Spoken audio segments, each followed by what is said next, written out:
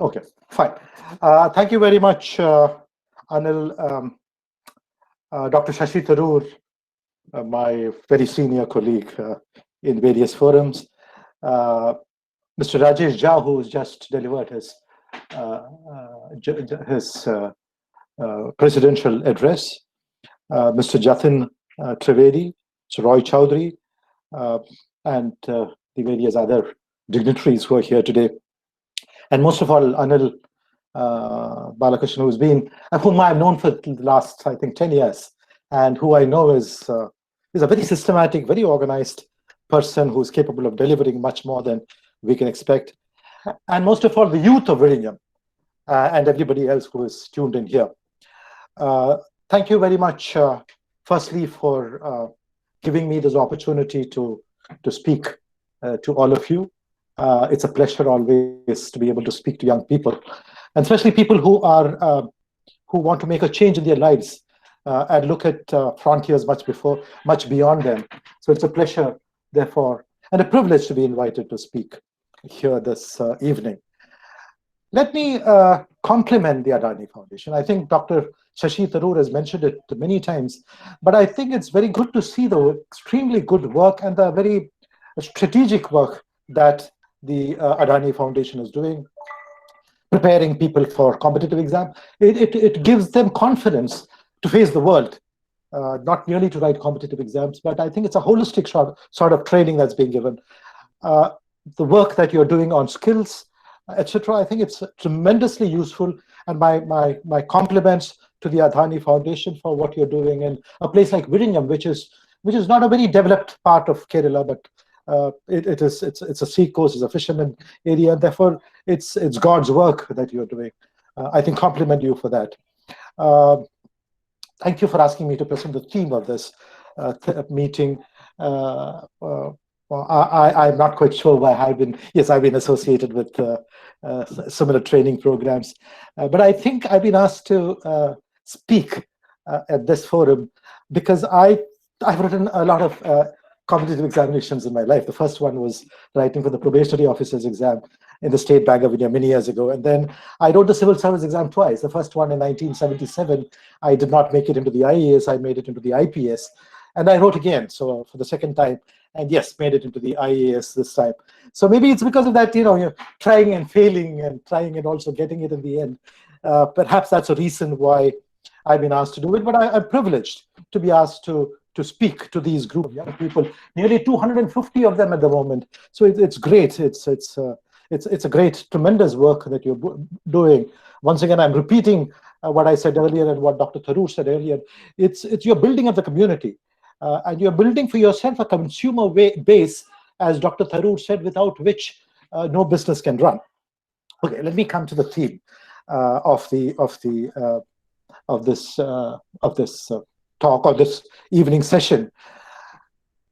All of you, the young people out there, you're all leaders in your own ways, but often you do not get that opportunity to lead, to show your leadership skills.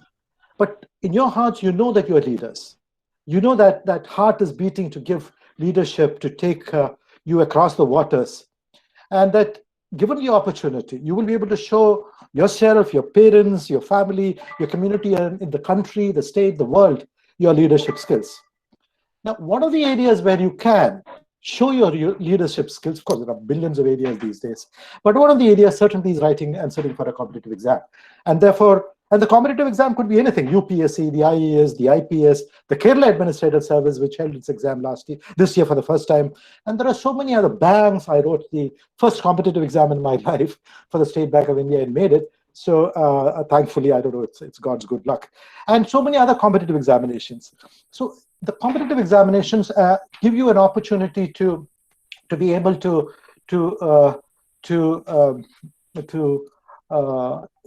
show your leadership skills. And that is very important. And I'm saying this merely as an introduction. As part of the theme, let me try to divide what I'm going to say into two very broad parts.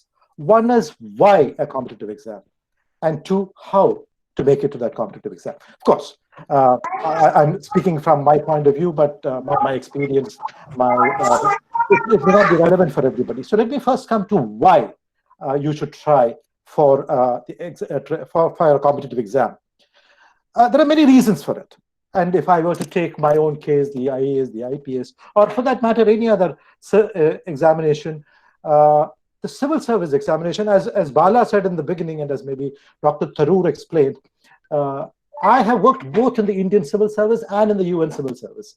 I've seen the working of both the Indian civil service and the UN. So 20 years in the UN and nearly 20 years in the Indian civil service, in the IAS. Now, why write for a UPSC exam? Why any competitive exam? But certainly if you're talking about the IAS and the IPS, and that is what you should aspire for. You may not get it, you may make it to others, but you will also get it. Why for that? Because I've seen the Indian civil service and I've seen the UN civil service.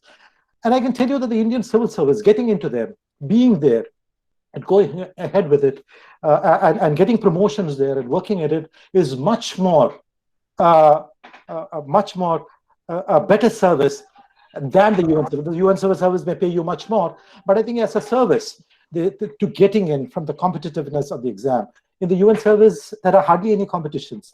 You make it on various other, I mean, they see your CV or things, but it is the Indian the competitive examinations that make you that give you a level playing field to make it to the service, and therefore that is very important. Now, that is when I talk of the IAS, I'm also talking of the Kerala's administrative service, the bank exams, and all the other competitive examinations. So that is something that we should bear in mind.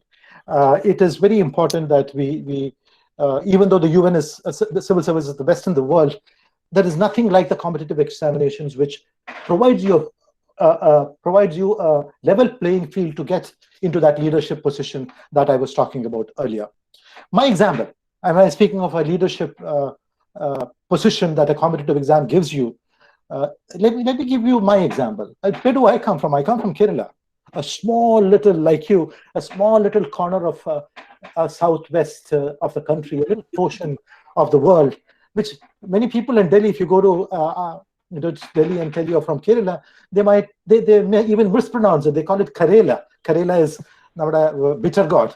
So it's such a small portion. And I come from a linguistic minority. I speak Malayalam, which is just 3% of the world's India's language. So a linguistic minority, and I'm a Christian, a religious minority, a caste minority that is in terms of the food I eat, the dress I wear a dhoti. So you see, in spite of all these, being a minority within a minority within a minority, writing a competitive exam, I was able to make the grade, and so can you. So it's when I spoke of a level playing field, which again you don't see in many bureaucracies in the world. I've traveled to many countries. You don't see this level playing field everywhere in the bureaucracies elsewhere, even in the UN bureaucracy. It is this level playing field which gives you somebody sitting in vizhinjam, a corner of India, a corner of the world, that enables you to get in and make that grade and show your leadership skill, about which I spoke to you earlier. There's hardly any influence. I mean, there's no influence. It's how you write it that enables you to get into the civil services, into the UPSC, into the Kerala administrative service, and most of the other competitive examination. It doesn't matter whether you are the son of the cabinet secretary. It doesn't matter whether you are the daughter of the president of India. It doesn't matter whether you are the nephew of I don't know, the prime minister, the chief minister, the leader of your position. It just doesn't matter. If it's your merit, it's your hard work and merit that counts for you to be able to make it through these competitive examinations. And especially, I'm talking about the IAS, the UPSC, the civil service examination, and the Kerala administrative services, etc. So that is one main reason why I would say, why go for it? Because it's a level playing field. Because if you work hard, if you study with focus, if you get the sort of training that the Adani Foundation is giving, you have a very, very good chance of making it, and you will make it. Why? Another reason why it is that unlike the time when I joined, when the civil services, the paying was not a very paying job. I think the first salary I got was around 750 rupees, a pittance. Today, it's a very well-paying job. If the first entry into, for example, any of the 24 civil services that the UPSC writes, you get a salary of 56 to 60,000, which is a very big amount, 60,000 rupees, and that is not all. That's just the salary. You get cars, you get house, you get travel, you get staff. So it's a very well-paying job these days, unlike the time when I joined, when it was not. So today it's a very well-paying job, and today, for example, if you're a software engineer, you might not get half as much when you first join, but here at the point of joining, you get so much. So it's a very well-paying job, and that's another reason why you should try for the competitive exams, especially for the UPSC, the PSC, etc. Secondly, these exams, once you get in, provides you tremendous opportunities. You meet people, you're able to perform and do things, you are able to carry out your work very professionally. There will be pressures, of course, but then these are you get a great deal of opportunities which you may not get in the other areas of work that you may try for. And similarly, one other reason why I would say go for these competitive exams, especially for the UPSC, for the PSC, etc., it gives you a wide variety of jobs. Today, if you are in the IAS particularly, today you are a collector or a sub-collector, tomorrow you are director of fisheries, third day you are trying to help out in COVID, you are director of emergency operations, fourth day you are in charge of disaster management. The amount, the variety that you have is tremendous. So it's you never get bored in a job. It's very interesting, and you change jobs, the wide variety you have, and that applies to most of the jobs in the UPSC, in the civil service. Next, it's why the fourth or fifth reason. It's a very glamorous job. Maybe not as glamorous as the job that, for example, Dr. Shashi Tharoor would do, but for a youngster at 20 or 30, 25 or 30, it's a very glamorous job. You get your whatever you say gets press coverage, TV coverage. You come and appear in newspapers. You're invited to speak. Now, why do you think Adani Foundation asked me to speak? You think they would have asked me to speak? I was not in the IAS. No, it is because I went through this competitive exam and able to get it that I was that I'm here sitting and talking before you. And the same with you. The why of it is that it gives you that glamour, which is very, I think, for which, who doesn't like glamour? Maybe not the glamour like Mammootty and Mohanlal, but certainly a lot of glamour. Not the glamour like Dr. Tharoor, but certainly for your age, certainly the glamour that you would like to. Fifthly, it gives you these competitive examinations. They give you the opportunity to do good. I think that's very important. It is not only the money and the glamour which I spoke about; they are irrelevant. What it really does to you, it gives you the opportunity to do good, to help the poor, to build, say, for example, a bridge. Vizhinjam is a very, very backward, one of the backward areas. You will be able to help people in Vizhinjam and other areas across the country which are backward. Roads, it help you to build roads where there are no roads, bridges where there are no bridges, canals where there is no water, schools where there are no schools. It gives you that opportunity to do good. So everything, as I told till now, the salary and the glamour and everything pales into insignificance before that ability, that the opportunity it gives you to do good. It's a very powerful job. Most of these competitive exams lead you to very powerful leadership, powerful jobs. You have immense power, but remember, that power should be the power to do good, the power to help, the power to help out people in distress who are less fortunate than you. And that is very important for you to remember. The power that you get should be the power to do good. And the reason why you should join, write the competitive examination and make it, because it gives you the power to do good, and you should do it.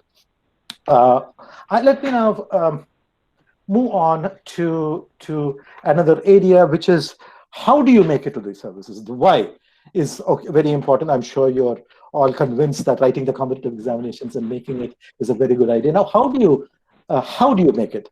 I can just give you some very quick ideas about it. One of the things you should understand about making it to any of the competitive examination is that there is no formula, there is no mantra by which you can immediately make it into these competitions. There are some, I mean, I can't be saying that you do this and you'll get it. No, there is no formula for making it. But there are some basic ground rules, and those ground rules are very important. Number one, hard work. You can't get into any of these exams without hard work, because this is a competition. And in a competition, you're trying to outdo all the others. You're trying to come at the very top. So it is very important to do hard work. Anybody tells you that you can go and write the exam and you'll make it, is just fooling you. most of these exams, from the easiest competitive exam to the highest, are you really have to work hard. So you must have to work hard for it, and that's extremely important. Without working hard, you won't make it.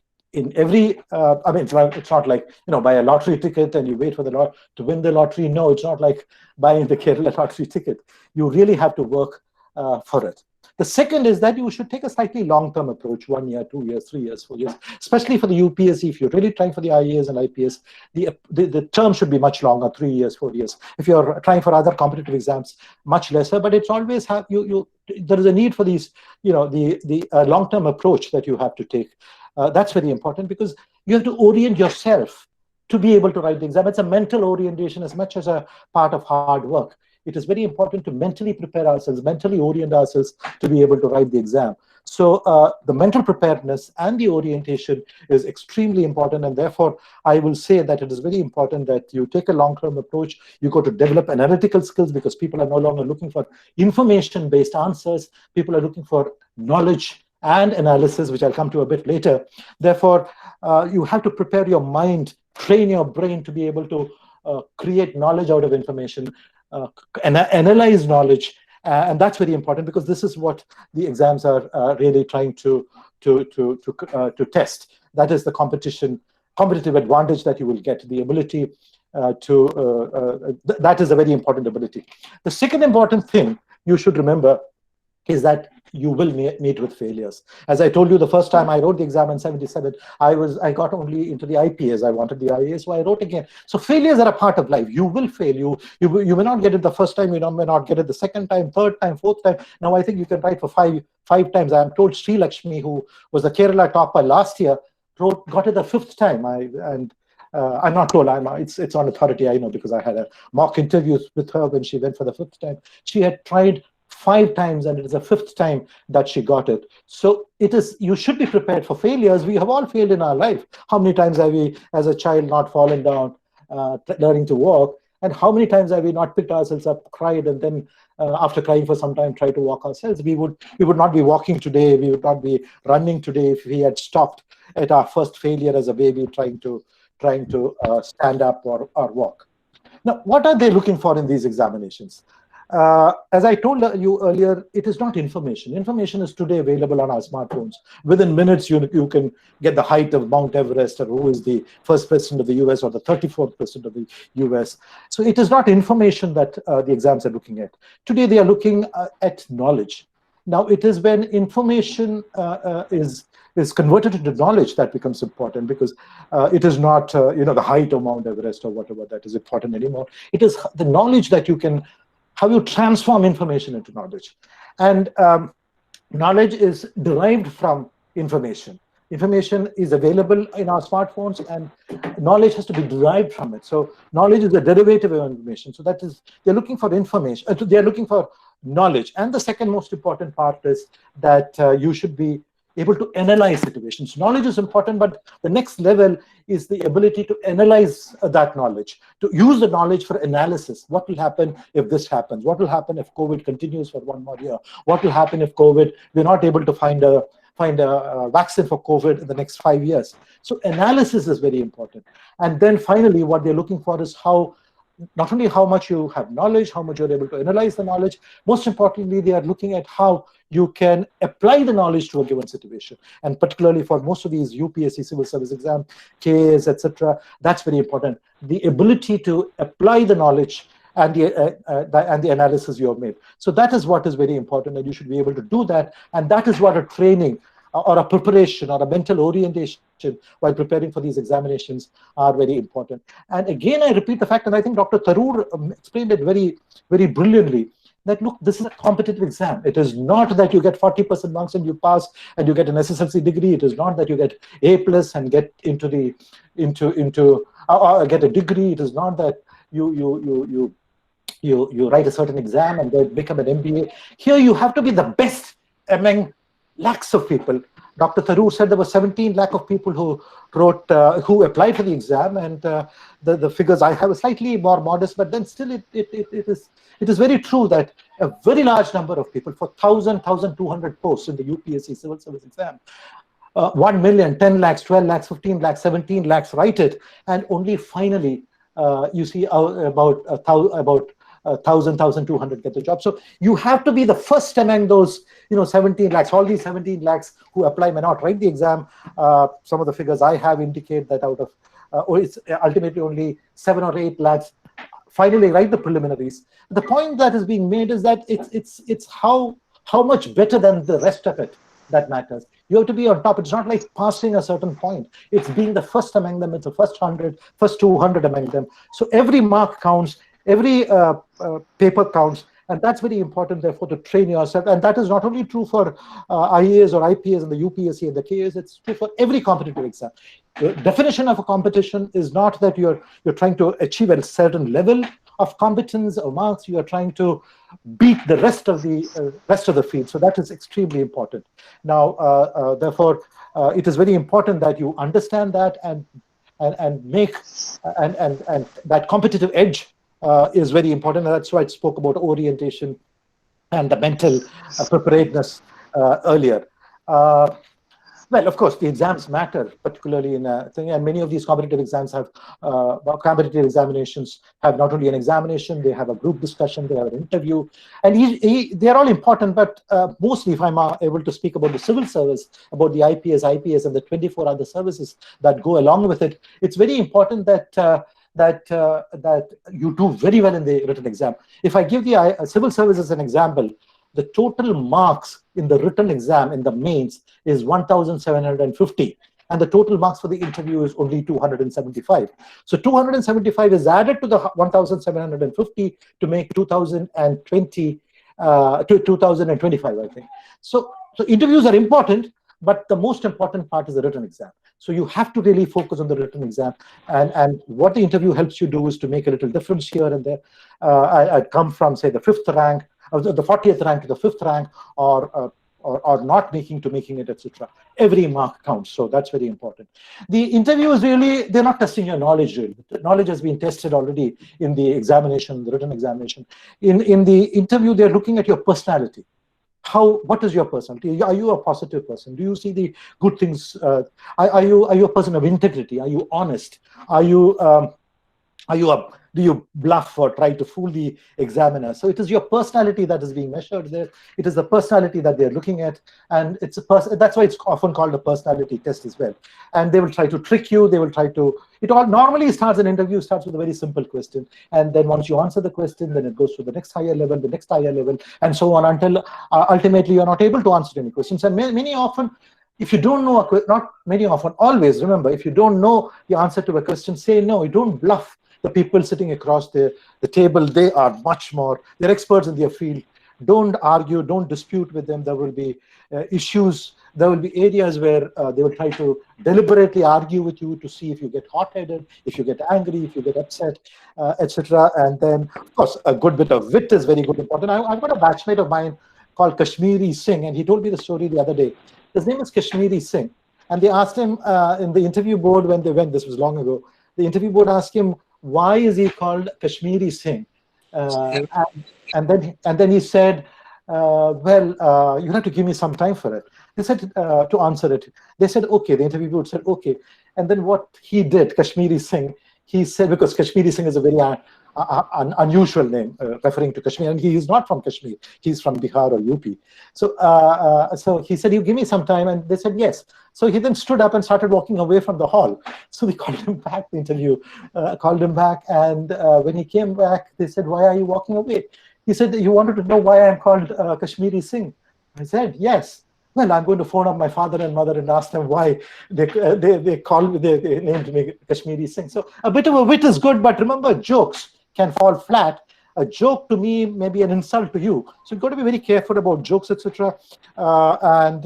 Therefore, once you make it, of course, the training in the National Academy, in the IAS Academy, is brilliant. It's lovely. You will love it.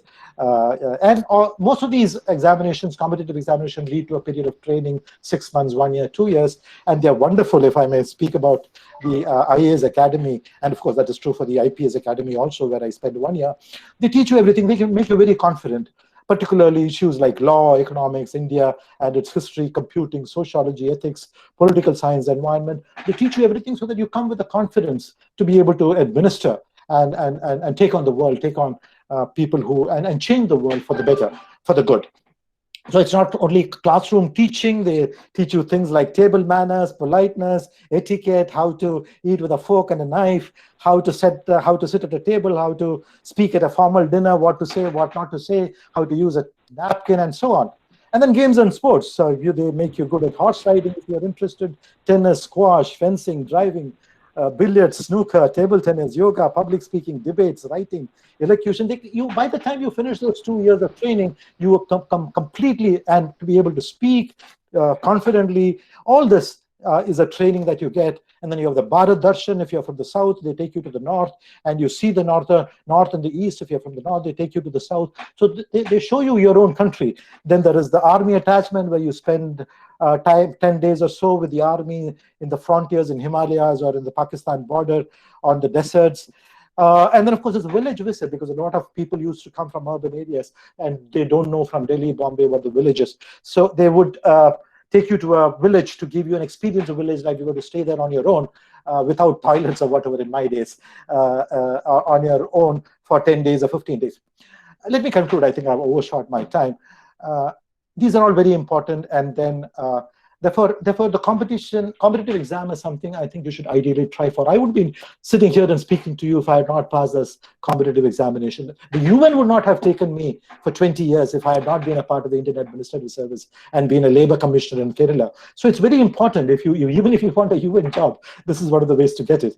Now, I think what the Adani Foundation is doing for you is something brilliant, because they are guiding you, they're coaching you, they're telling you what to do, they're helping you, they're giving you confidence. It's very important. Coaches are very important. Sachin Tendulkar has a coach.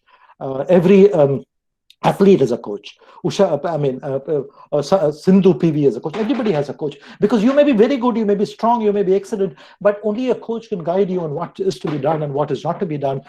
Give you confidence when you lose, help you to stand up again when you feel disappointed. So what the Adani Foundation is doing through your, earlier through the classrooms and now through the virtual classroom, is helping you to become to that confidence, coaching you. You may be brilliant, but it doesn't matter if you're brilliant if within those 2.5 hours for each exam or 3 hours for each exam, you're not able to exactly put your thoughts. You may know all the answers, but if you're not able to put those thoughts into the paper and write on the paper, put your pen on that paper and write it out, then all the brilliance that you have, all the knowledge that you have, all the analytical ability that you have, all your ability to apply to situations is of no use, because it is the answer paper that the person reads.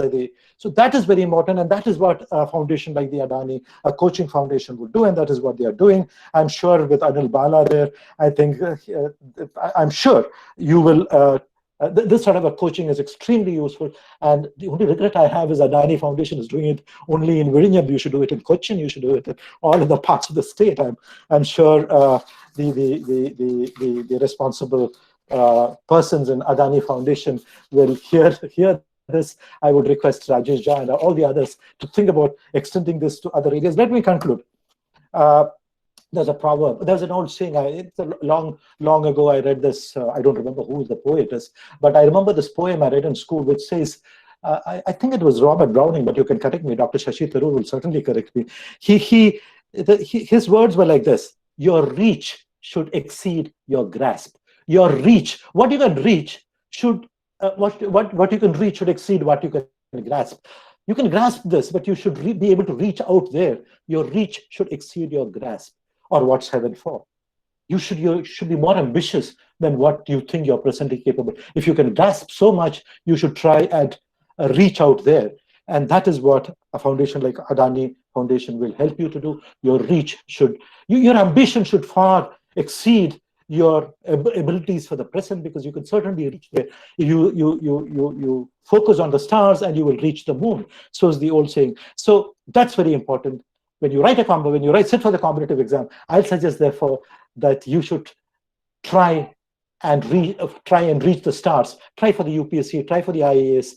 If you don't make it, I'm sure you'll make it. Many of you will make it. You'll get so many other services. Then there are the other competitive exams, but always aim for the highest. because even if you don't make the highest, you can make a lower grade. If you try here and you don't make it, you fall. So aim for the stars. You will reach the moon. Your reach should exceed your grasp of what is heaven for. Let me close here. I worked in Cambodia as part of the UN for 7 years, and they would conclude every meeting with what they would say. It's a Buddhist country, and they would conclude every meeting with the 5 Buddhist blessings. Let me also conclude my talk to you, the youngsters of vizhinjam, by giving you those 5 Buddhist blessings. Those 5 Buddhist blessings are: 1, Buddha's blessings may be on you for a very long life. May Buddha's blessings be upon you for good health. May Buddha's blessings be upon you for good luck.